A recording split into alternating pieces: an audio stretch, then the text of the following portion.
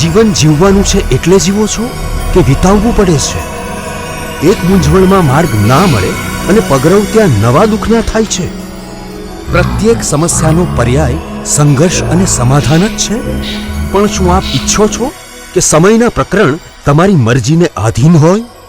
તો જીવનના પાના ખુશીઓના રંગથી લખશે લાલ કિતાબ.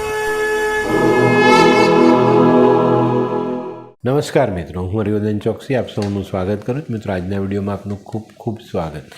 મિત્રો, રોજની જેમ આજે પણ જોઈએ આપને આજનો દિવસ કેવો. તો મિત્રો, આજે તારીખ 20 ફેબ્રુઆરી 2024 મંગળવાર. મિત્રો, આજની શરૂઆત શુભ રંગથી. આજનો શુભ રંગ છે ગુલાબી અને લાલ. આજના અનુકૂળ દેવતા સૂર્યનારાયણ ભગવાન, હનુમાનજી. આજની શુભ ધાતુ તાંબુ અને સોનું. આજે શરીરમાં પ્રભાવિત થનારા અંગો હાડકાં અને લોહી. આજનો શુભ પદાર્થ ગોળ અને કેસર. આજનું શુભ અન્ન ઘઉં અને મસૂરની દાળ. આજનું શુભ દ્રવ્ય ઘી.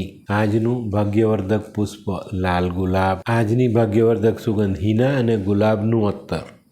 તો મિત્રો, હવે જોઈએ આપણે ગ્રહો આજે આપણા માટે શું લાવ્યા. સૂર્ય આજે 11મા ભાવમાં ગોચર કરે છે. તો મિત્રો, આજે ગેરકાયદે કામોથી દૂર રહેવાનું મન કરશે અને રહેજો તો જ આપણા માટે ફાયદો જ.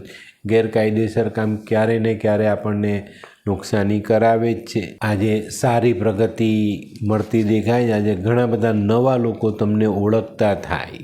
સૂર્યને જલ ચડાવીને દિવસની શરૂઆત કરજો, સારા ફાયદા મળે. ચંદ્ર આજે 11મા સ્થાનમાં ગોચર કરે છે. તો મિત્રો, આજે નિર્ણય લેવામાં તકલીફ પડે.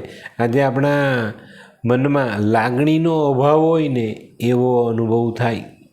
આજે મિત્રો, નાના બચ્ચાઓને દૂધ પીવડાવો અથવા ખાંડ અને માવામાંથી બનાવેલા પેંડા વેચવા જોઈએ. મંગળ આજે 11મા સ્થાનમાં ગોચર કરે છે. તો મિત્રો, આજે ખાસ ધ્યાન રાખજો, વારસામાં મળેલી વસ્તુઓ, સોનું, પૈસો, મિલકત એવું કંઈક આપણે ગુમાવીએ નહીં, એને વેચીએ નહીં. આજના માટે આ વસ્તુ તમારે નુકસાન કરતાં સાબિત થાય, મોટું નુકસાન કરાવી શકે. બુધ આજે 11મા સ્થાનમાં ગોચર કરે છે. તો મિત્રો, આજે આળસથી દૂર રહેજો. આજે કામ કરવા માટે મહેનત કરવી પડે તો કરો, એનાથી ફાયદો થશે. આળસ કરશો તો આજે સારી તકો તમે ગુમાવી શકો છો. બરાબર?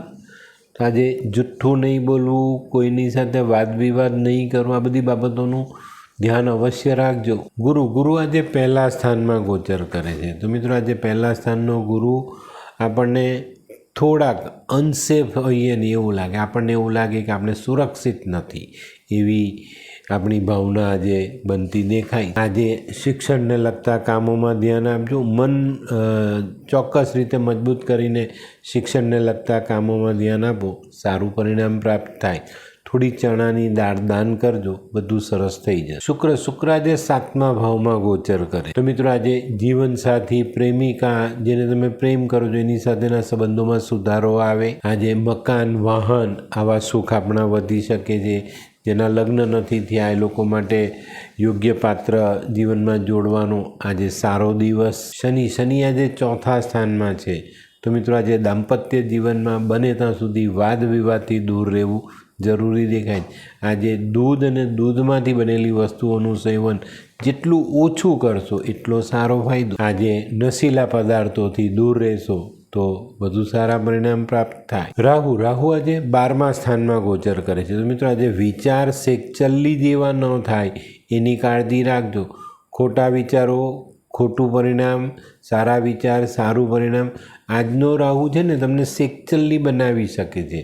તો પેલું જે નથી મળવાનું, નથી કરવાનું એ કામ કરીએ અને જે નથી મળવાનું એ મેળવવાનો પ્રયાસ કરીએ, આપણા માટે નુકસાન કરતા થાય.